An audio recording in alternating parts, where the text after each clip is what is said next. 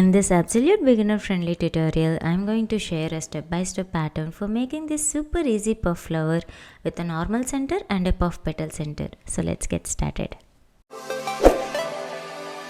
Hey guys, welcome to DIY Crafts.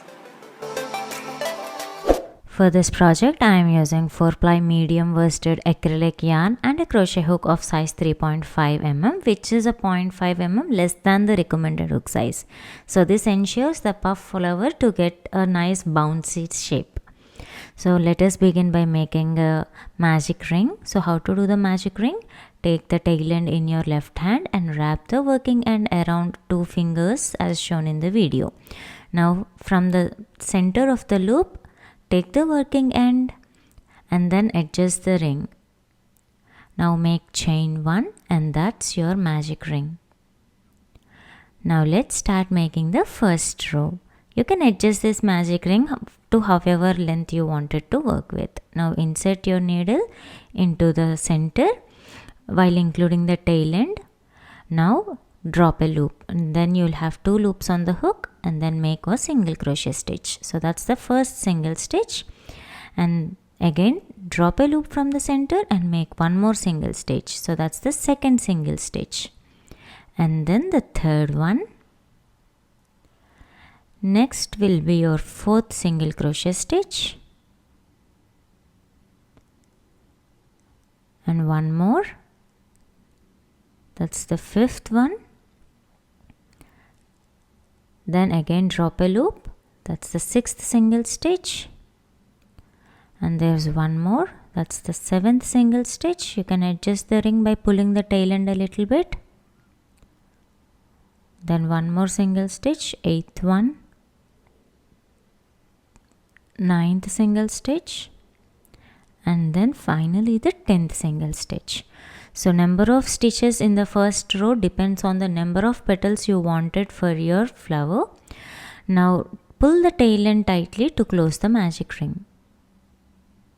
So the center will get closed completely and you will have 10 single crochet stitches, and if you want you can count the number of stitches once completed your stitching. So for every 2 petals you will have one petal. If you wanted 5 petals, we have made 10 single crochet stitches. Now insert your needle on the top of the first stitch and then make a slip stitch, and this completes your row 1 with 10 single crochet stitches. And then let's start making the first row, the petals. So you can just check, for every 2 petals, for every 2 stitches you will get 1 petal. Now for the petal, we'll start making chain 3. That's chain 3, and now let's start working on the puff petal. Begin with a yarn over, hold the loop on the needle as shown in the video, and then put the needle back into the same first stitch and then drop a loop. Now pull the loop until the height of your first chain 3. Again yarn over, hold all the loops on the needle and gently put back your needle into the same stitch and drop another loop and again into the same height of the chain 3. And repeat this process for one more time into the same stitch. Again yarn over, hold the loops on the needle and drop a loop again to the same height. Maintain the height on the for each and every loop so that your puff flower will get a equal height of petals.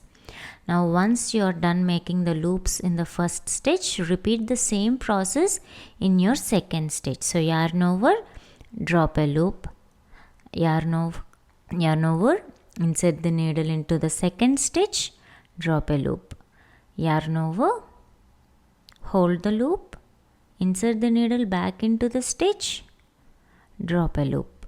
Again pull it up until the height matches with the previous loops.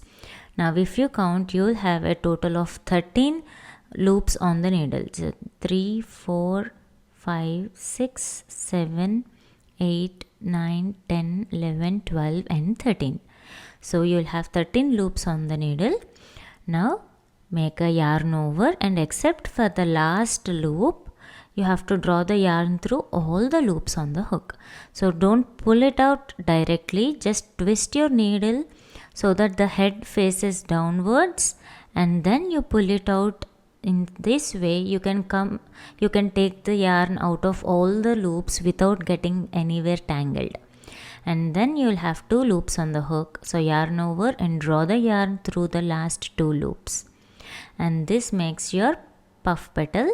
And to close this petal we have to make chain 3, so that's 1, 2 and 3. So as you have chain 3 in the starting place, that's the starting of the petal, we have to make chain 3 on the closing side of the petal as well. And now into the second stitch, insert your needle and make a slip stitch. And now once you're done with the slip stitch, this is how the puff petal looks like. Now you have to poke this puff flower from the back side to make it embossed on the front side. You can gently poke it from the back side. So this is how the puff petal looks like with a nice bouncy shape. Now let's continue to make the second petal. Insert your needle into the next stitch and then make a slip stitch. So here is where we are going to make the second petal for the puff flower. Again begin with chain 3. So this chain 3 determines the height of the puff petal. Now the next 2 stitch, this stitch and the next stitch, we are going to use to make this puff petal. So yarn over, drop a loop and pull up the loop. Again yarn over, drop a loop and pull up the loop, and this is the third one into the same stitch. This completes the first half of the petal. Again yarn over, insert the needle into the next stitch and pull up a loop. Again yarn over, insert and pull up a loop. Again yarn over and pull up a loop. So again you will have 13 loops on the needle. So adjust the height, yarn over and draw the yarn. Again needle facing downwards. Come out of all the loops except the last loop on the needle. Then you'll have 2 loops on the hook. Yarn over and draw through the last 2 loops. And then let's close the petal by making 3 chains. That's 2 and 3. Now make a slip stitch into the second stitch.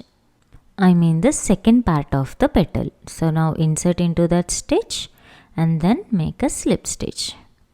Again poke this petal from the back side. So for sometimes for few people the height of the petal will keep on declining. So how you can fix that? You can see in this petal. I'll show you a small tip while making this. So make a slip stitch into the next stitch. Begin with chain 3. Just like as you have done for the previous petals.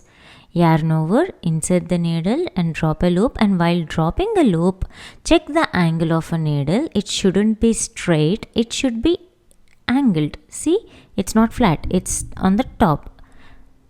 Again repeat the same, the second 3 petals. Every time you drop a loop, instead of putting the needle flat like a straight, you have to pull it up in an angle way so that the height will come up and you can maintain the equal height of each and every loop. And then repeat the same process of drawing the yarn through all the 12 loops and then the last 2 loops. Then make chain 3 and into the second half of the petal make a slip stitch and then poke the petal from the back side. This completes your third petal, and repeat the same for the rest of the 2 petals. So here I am making the last petal, so just the last loop, and then make chain 3. Now into the last stitch make a slip stitch. Now chain 1.